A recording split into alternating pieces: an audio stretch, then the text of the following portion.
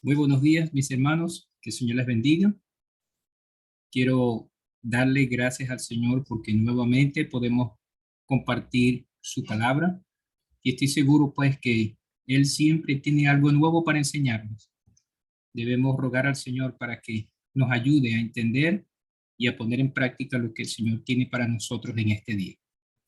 Quisiera hablarles un poquito acerca de un tema importante que lleva por título La fe contra nuestros deseos.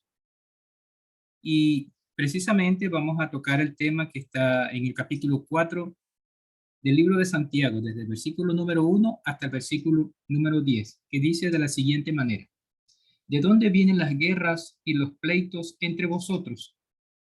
¿No es de vuestras pasiones las cuales combaten en vuestros miembros? Codiciáis y no tenéis, matáis y ardéis de envidia y no podéis alcanzar, combatís y lucháis, pero no tenéis lo que deseáis porque no pedís. Pedís y no recibís porque pedís mal para gastar en vuestros deleites.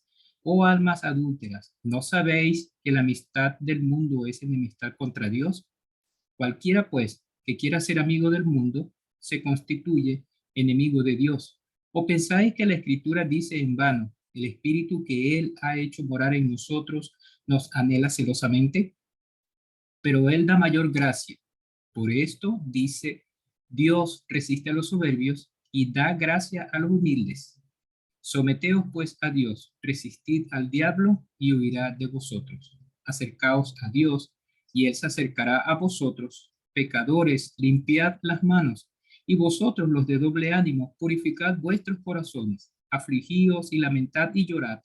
Vuestra risa se convierta en lloro y vuestro gozo en tristeza. Humillaos delante del Señor y Él os exaltará. Señor, te damos gracias porque tu palabra nos expresa una gran preocupación en cuanto a cómo debemos comportarnos, qué es lo que debemos desear.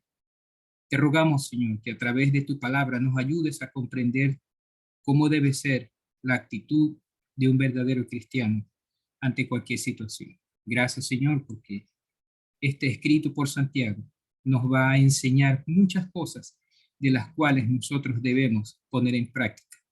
Gracias, Padre Santo, en el nombre de Cristo Jesús. Amén.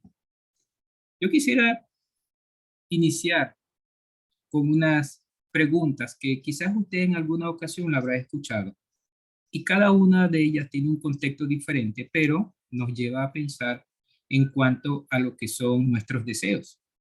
Por ejemplo, estas frases que nos pueden poner a pensar, la primera sería, ¿cuál sería tu último deseo o voluntad? Imagínese usted una persona que está ya en su etapa, está muriendo. Una de las cosas que le preguntarían es esa, ¿no? ¿Qué tú deseas? ¿Cuál es tu última voluntad?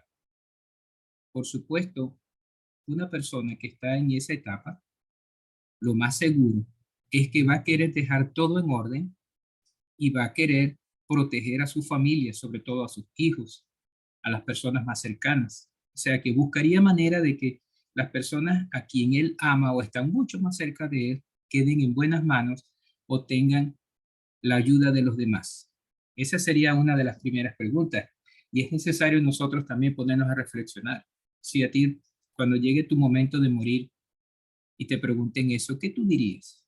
¿Cuál sería tu último deseo o tu última voluntad? Es tremendo, ¿no? Pensar en esas cosas, pero llegaría el momento, por supuesto, en algún momento puede llegar. La otra pregunta es, si te conceden tres deseos, ¿cuáles serían esos tres deseos? Lo hemos escuchado muchas veces en diferentes películas, de diferentes maneras, algunas lecturas, algo como fantasioso, ¿no? Pero realmente nuestros deseos, ¿cuáles serían esos tres deseos? En la gran mayoría de las veces, las personas pensarían, ¿no? Como que es un contexto diferente, ya no está muriendo, está en una etapa donde puede desarrollarse, donde puede tener otras opciones. Lo que quizás pensaría la gente es, bueno, yo quiero vivir mejor, yo quiero estar en mejor posición, yo quiero que los míos vivan mejor. O así, pues realmente la gran mayoría pensaría en no trabajar, tener suficiente dinero como para no trabajar, o tener tanto poder como para hacer cosas que siendo muy pobre no puede alcanzar a hacerlas. Ese es otro contexto, ¿verdad? Pareciera fantasioso, pero ¿qué pasaría si a ti te dijeran eso? ¿Qué pedirías tú? Y la otra frase, también, que quizás es la que más hemos escuchado cerca, o nosotros mismos, quizás la habremos dicho en algún momento, ya soy mayor de edad, puedo hacer lo que deseo. Eso es un contexto, ¿no? También, donde muchos jovencitos están esperando ser mayor de edad para poder tomar decisiones que a ellos les convengan. O simplemente, bueno, ellos no quieren vivir bajo la tutela de alguien que supuestamente está haciendo las cosas para entorpecer. Usted no se da cuenta que mayormente los niños o adolescentes o ciertos jóvenes, lo primero que dicen es que no me comprenden. Yo desearía ser mayor de edad para poder hacer lo que yo quiero hacer. Entonces, esos son tres contextos diferentes, pero que los tres contextos tocan lo que es la voluntad o el deseo. Entonces, realmente es importante que nosotros toquemos ese tema porque esas son tres preguntas en tres diferentes contextos de los cuales nosotros quizás hemos formado parte de ellos en algún momento. Ahora, ¿qué debemos conocer nosotros en cuanto a los deseos personales? ¿Qué debemos conocer?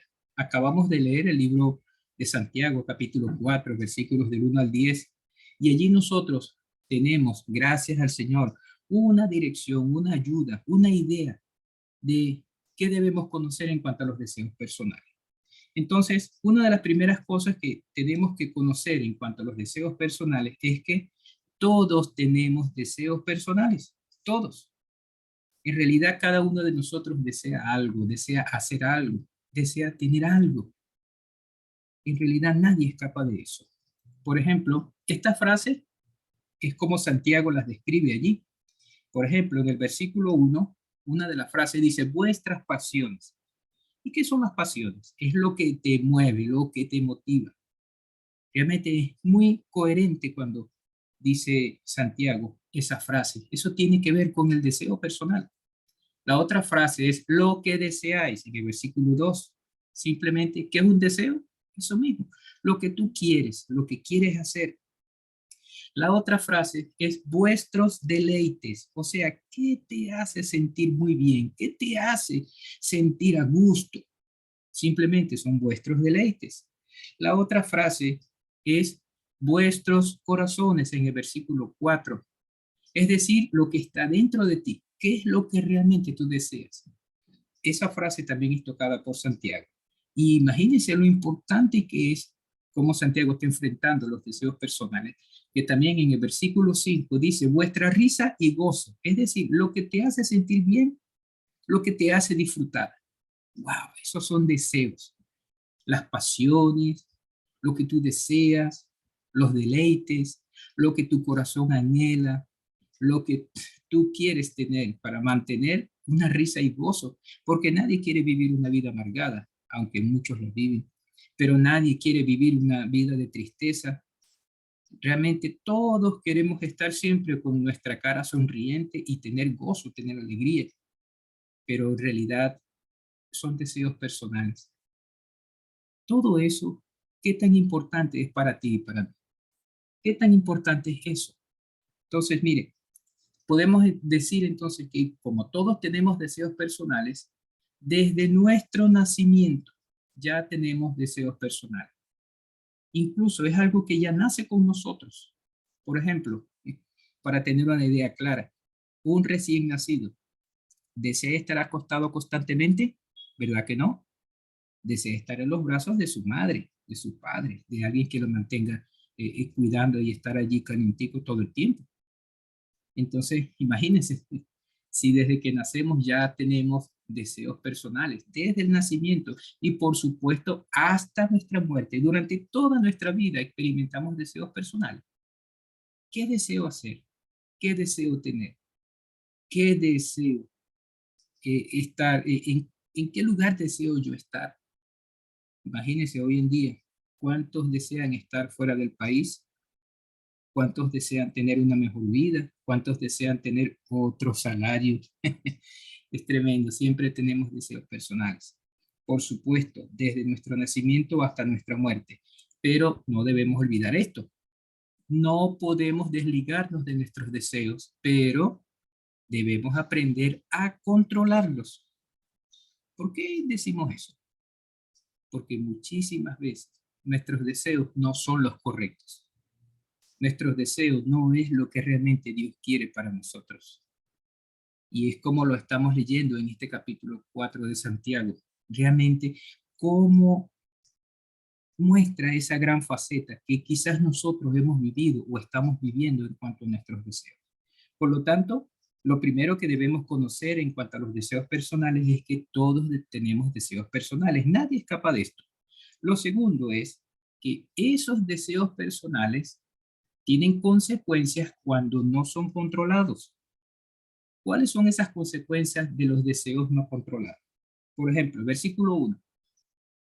Guerras y pleitos. Dice, ¿de dónde vienen las guerras y los pleitos entre vosotros? ¿No se da cuenta que la mayoría de las veces que estamos nosotros enojados, que estamos en discordia con alguien, es porque simplemente no están cumpliendo lo que deseamos? Imagínese usted cuando somos niños, tenemos un hogar, estamos viviendo con nuestros padres, estamos viviendo con nuestros hermanos. ¿Será que todos los hermanos viven tranquilito y no pelean nunca? Mire, vivimos bajo el cuidado de nuestros padres y ellos quieren lo mejor para nosotros, pero llega el momento en que no estamos de acuerdo con lo que nuestros hermanos dicen. Incluso a veces no estamos de acuerdo con nuestros padres y allí es donde vienen las guerras, allí es donde vienen los pleitos y hay muchas personas, mucha gente que desde niños ya tienen guerras y pleitos, siendo adultos, con sus hermanos, con sus padres inclusive. Hay que tener mucho cuidado porque las consecuencias de los deseos no controlados nos alejan de las otras personas a través de las guerras y de los pleitos. También otra consecuencia es que nos hacen pecar y nos hacen vivir una vida desordenada. Por ejemplo, el versículo 2 nos dice, codiciáis y no tenéis, matáis y ardéis de envidia. ¿Qué cosa, no? Mire, la mayoría de nosotros casi nunca estamos de acuerdo con lo que tenemos. Siempre queremos algo más. A veces es justo, ¿no?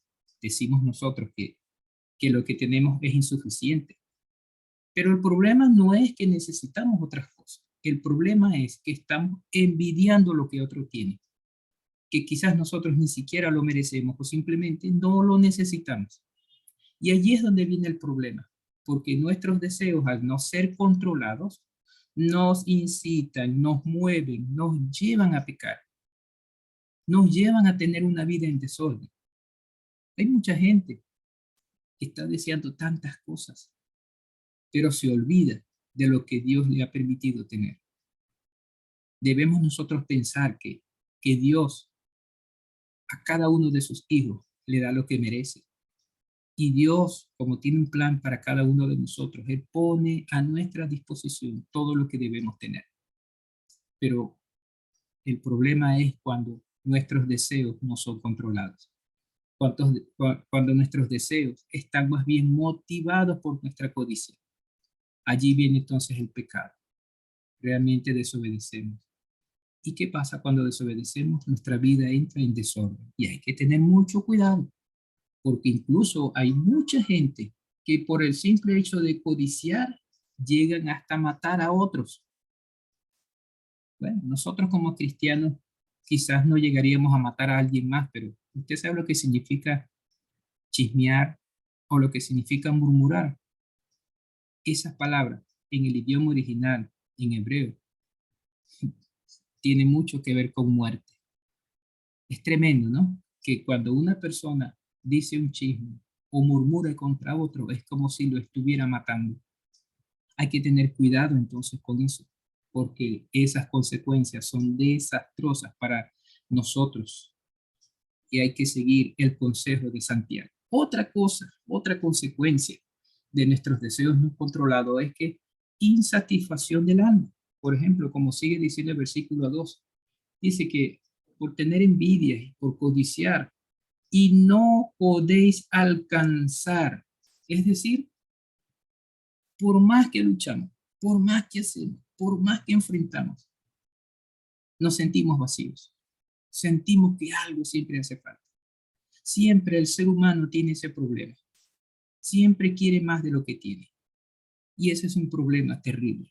Imagínense, el Señor Jesucristo enfrentó esa situación con una frase diciendo que la raíz de todos los males es el amor al dinero. Imagínense, toda aquella persona que tiene dinero va a buscar más dinero. Todas las personas que tienen muchas posesiones van a querer más. Siempre el ser humano tiene un problema, nunca está satisfecho. Y eso ocurre cuando nuestros deseos no son controlados. Mis hermanos, nosotros como cristianos, hay ocasiones en que no escapamos de eso. Hay que tener cuidado y pedir al Señor dirección para que nos ayude a que seamos satisfechos con todas las cosas que el Señor ha permitido que tengamos. Otra consecuencia, oraciones vanas. Versículo 3 nos dice, pedís y no recibís, porque pedís mal. ¿Por qué? Para gastar en vuestros deleites. Qué terrible es eso. Que en muchísimas ocasiones estamos pidiéndole a Dios muchas cosas de las cuales no nos hacen falta o no son necesarias o simplemente queremos deleitarnos pero con cosas materiales y muchísimas veces dejamos de pedir lo más importante, que es la dirección de Dios en nuestra vida. El Padre Nuestro es una oración dicha por nuestro Señor Jesucristo, el cual nos motiva primero a glorificar a Dios, segundo a pedir el pan necesario y tercero a pedir por otros. Esa debe ser nuestra oración, pero que ocurre muchas veces. Si revisamos nuestras oraciones, el 95% de nuestra oración es pidiendo. A veces, porque a veces pasa a ser 100% de nuestras oraciones, solo pedir, solo pedir, solo pedir. Hay que tener cuidado con eso. Hay que pensar mucho en esto. Hay que buscar la dirección de Dios, porque a medida que nosotros estamos teniendo consecuencias por los deseos no controlados, entonces nuestra oración no está siendo respondida porque no es la voluntad de Dios. Y nuestras oraciones serían vanas, serían algo que no tiene sentido porque Dios no las va a responder, porque Dios no va a cumplir nuestra voluntad, sino la voluntad de Él mismo. Otra consecuencia, enemistad contra Dios.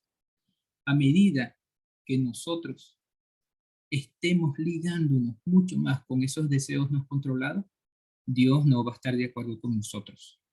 Vean lo que dice el versículo 5. ¿O pensáis que la Escritura dice en vano, el Espíritu que Él ha hecho morar en nosotros nos anhela celosamente? O sea, nosotros estamos olvidando que Dios mismo que vive en nuestra vida no quiere que seamos diferentes. Dios quiere que seamos diferentes, que seamos de bendición para otros.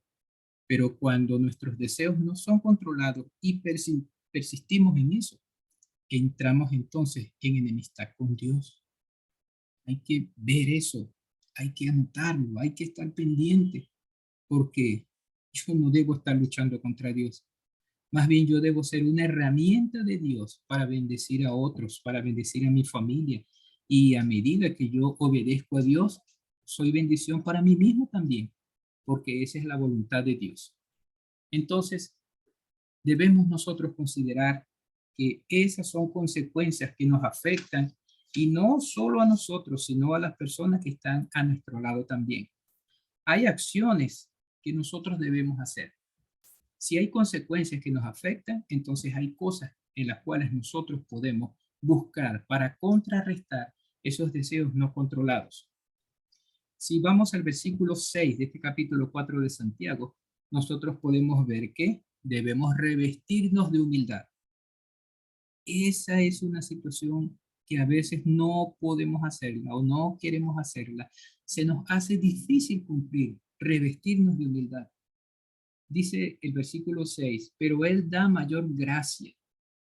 Por eso, Dios dice, Dios resiste a los soberbios y da gracia a los humildes.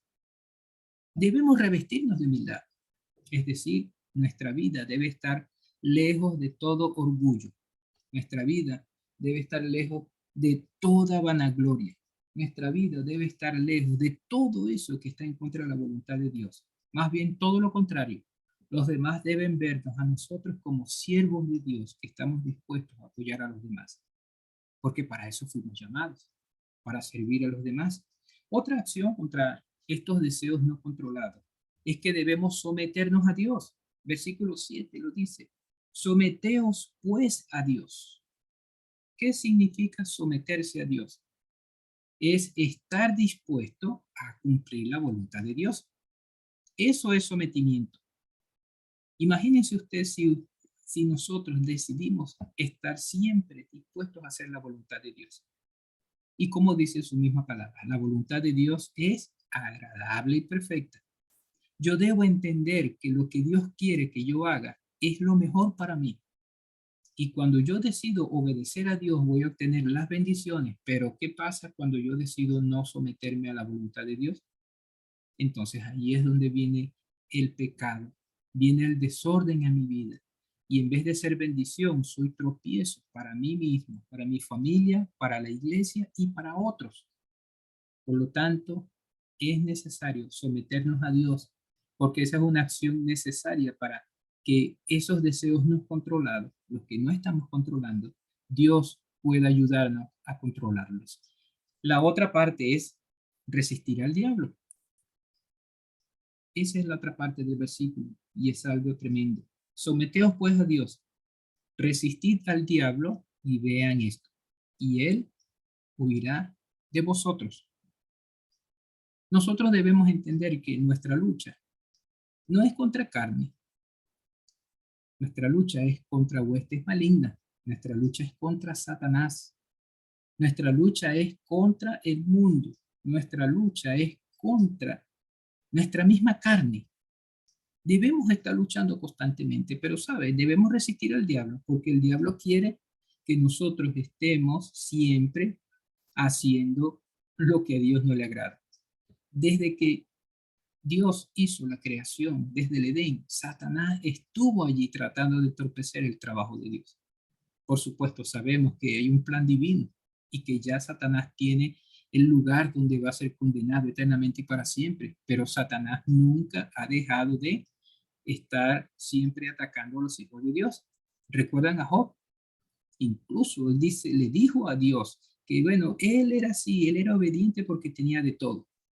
Entonces, tremendo como Dios permite que este hombre sea atacado, sea vapuleado, y al final la fe de este hombre, la paciencia de este hombre, hizo pues que brillara, que la voluntad de Dios estaba siendo cumplida, y Dios le bendijo grandemente. Hermano, resistir al diablo significa que yo voy a luchar por no pecar. Resistir al diablo significa que yo no voy a hacer que mis deseos estén por encima de los deseos de Dios, de los deseos de los demás. Eso se llama resistir al diablo. Es decir, buscar maneras de no caer en la tentación. Buscar maneras siempre de vencer la tentación, de resistir la prueba, porque nosotros debemos entender que el diablo quiere que fracasemos, pero la voluntad de Dios es agradable y perfecta. Y por supuesto, otra acción contra los deseos no controlados es acercarse al Señor. Mire, acercaos a Dios. Y si yo me acerco a Dios, como dice el texto, y Él se acercará a vosotros. Yo no puedo luchar solo contra Satanás. Yo no puedo luchar solo contra el pecado. Yo no puedo luchar solo contra las cosas que quieren entorpecer la obra de Dios. Pero yo tengo un lugar donde puedo buscar refugio y debo acercarme a Dios. ¿Cómo yo me acerco a Dios? Yo debo considerar que acercarme a Dios es a través de la oración. Yo me acerco a Dios a través de la lectura de su palabra. Yo me acerco a Dios cuando decido escuchar la palabra y obedecerla. Yo me acerco a Dios cuando estoy en comunión con los hermanos cuando decido ayudar a otros, yo estoy acercándome a Dios, cuando decido rendir mi vida a Él y esperar siempre en su voluntad. Acercarse al Señor es tan fácil, porque Dios está en todas partes. Solo Él quiere que nosotros le prestemos atención. El mismo Jesucristo dijo una vez, y yo estaré con vosotros todos los días hasta el fin del mundo. Entonces, es fácil acercarse al Señor. El problema es nosotros dejar de controlar esos deseos. Ese sí es nuestro problema. Y Dios quiere ayudarnos, hermano. Dios quiere que nosotros seamos controlados para su honra y para su gloria. Pero debemos acercarnos al Señor. A medida que nos acercamos a Dios, nos alejamos del mundo. A medida que nos acercamos al Señor, nos alejamos del pecado. A medida que nos acercamos al Señor, vamos a obtener todas las bendiciones que el Señor promete en su palabra y vamos a tener una vida que le agrada a Él. Por eso debemos acercarnos a Él. Otra acción que debemos hacer es limpiar las manos. Versículo 8 dice, pecadores, limpiad las manos. Eso tiene una connotación tremenda. Imagínese usted las manos sucias que usted tenga y vaya a tocar algo sumamente limpio, algo blanco, algo nuevo. ¿Qué va a pasar? Simplemente va a transmitir el sucio que ya tiene en sus manos. Eso nos quiere decir, hermano, esta frase, que yo debo empezar a cambiar, debo empezar a lavar lo que está malo en mí. Yo debo buscar de que mis manos, de que mi vida esté limpia, esté purificada para que el Señor pueda usarme. ¿Qué significa limpiar las manos? Significa que la sangre de Cristo debe limpiar mi vida de todo pecado y de toda maldad. Eso significa que yo debo rendirme a Él y pedir perdón por mis pecados. Eso es necesario. Imagínense eso, tener nuestras manos limpias para servir al Señor con agrado. Además, otra consecuencia es purificar el corazón. O sea, va mucho más allá de pedir perdón. Significa que lo que soy yo, mi verdadero yo, lo que yo pienso, lo que yo hago, lo que yo digo, debe ser puro. Debe ser puro. Y la misma palabra de Dios es la que me puede purificar. Imagínense, mi hermano, como dice el Salmo. Dice, ¿con qué limpiará el joven su camino? Termina diciendo, con guardar su palabra. También sigue, dice, en mi corazón he guardado tus dichos para no pecar contra ti. También dice la palabra de Dios que engañoso es el corazón y perverso. ¿Quién lo conocerá? Entonces el corazón del hombre sí necesita ser purificado. Necesita ser purificado. ¿Para qué?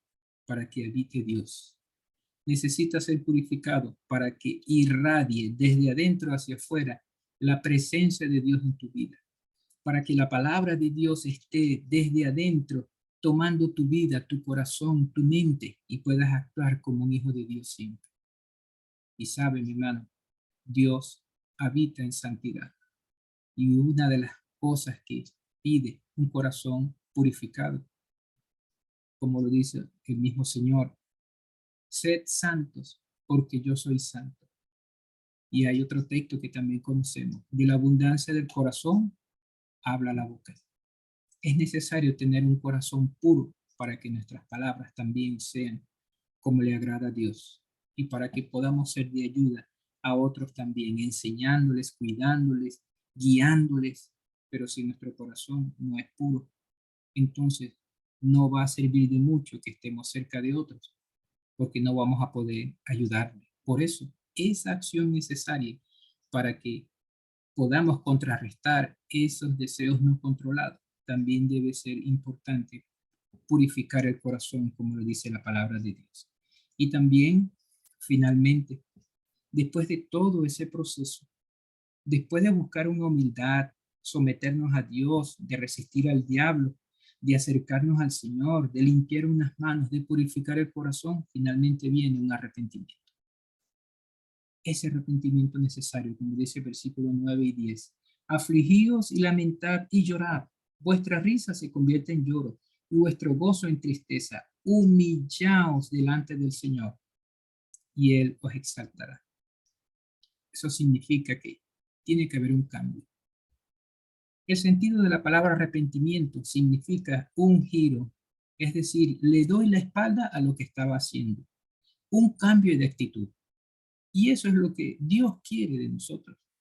Dios quiere que, para contrarrestar esos deseos no controlados, Él quiere que nosotros haya una nueva vida, que seamos nuevos, que seamos diferentes, porque es necesario que tú y yo, como hijos de Dios, seamos diferentes para su honra y para su gloria. Entonces podemos concluir lo siguiente. Nosotros tenemos que recordar que cada día estamos librando una batalla contra nosotros mismos, porque nuestros deseos están allí siempre presentes hasta el día de nuestra muerte. Por lo tanto, si los deseos no son controlados, va a haber una batalla tremenda, porque Dios quiere que tú y yo le sirvamos. Pero ¿qué hay de nosotros? Nosotros debemos tener deseos controlados.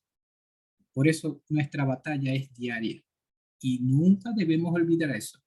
Nunca debemos olvidar que cada día vamos a estar librando una batalla contra nosotros mismos. ¿Quién ganará? Es necesario luchar siempre para glorificar a Dios. Lo otro que debemos recordar es que la oración es un medio eficaz para una relación con Dios y además esa oración nos ayuda a buscar fortaleza en Él. Mis hermanos, la oración es un medio tan, pero tan eficaz que Dios responde cada vez que tú y yo oramos con esa manera, pues, en que queremos agradarle. Cada vez que tú y yo oramos de corazón, cada vez que tú y yo nos humillamos ante Él a través de la oración, entonces la relación con Dios crece. Pero la idea no es solamente orar. La idea va mucho más allá de eso, porque la fortaleza que nosotros podemos tener es a través de la oración. Debemos nosotros estar allí pegados a Dios a través de la oración. Por eso es que la palabra de Dios repite en varias ocasiones, donde dice orad sin cesar. La vida del creyente debe comenzar cada día a través de la oración. Por supuesto, la lectura de la palabra es necesaria, pero la comunicación con Dios es importantísima, porque a través de la oración podemos expresar lo que sentimos, lo que tenemos, lo que queremos y lo que realmente Dios quiere que tengamos. Y es fortaleza a través de la oración.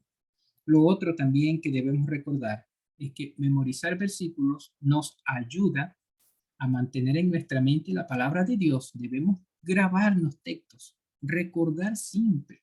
Debemos recordarlos, pero no solo tenerlos aprendidos, sino cumplirlos. Hay momentos en que necesitamos utilizar la palabra de Dios para resolver situaciones en nuestras vidas. Pero ¿qué pasa si no tenemos en nuestra mente la palabra de Dios? Entonces debemos nosotros memorizar esos textos. Hay textos claves, textos importantísimos que nos van a hacer recordar cómo Dios ha actuado o nos van a hacer recordar cómo Dios va a actuar en nuestra defensa o nos va a hacer recordar cómo nosotros debemos actuar ante cualquier situación.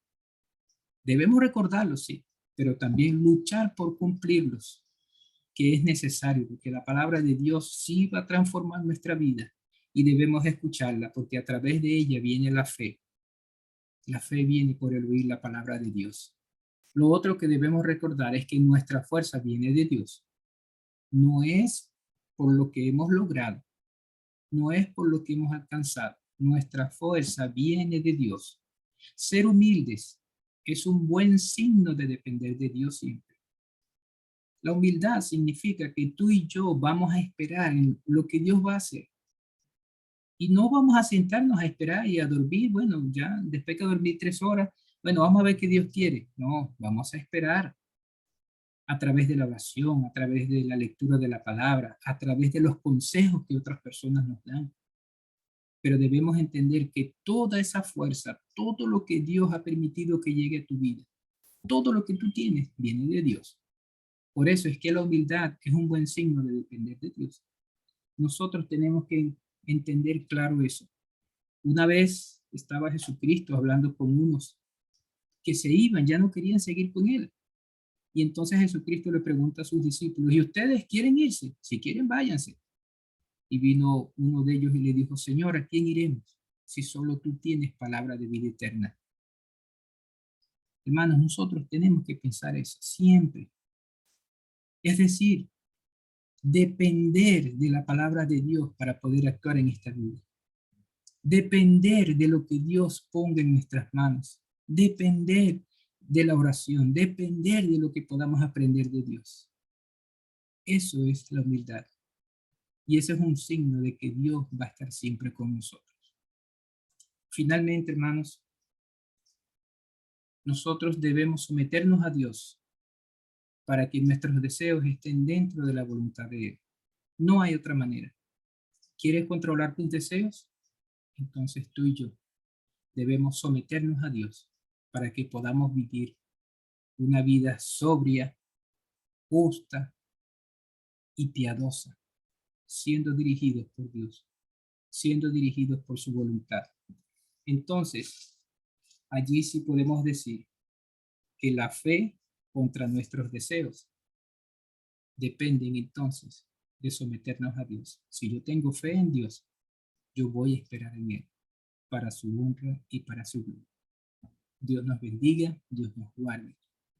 El Señor nos ayude con esto que tenemos que hacer.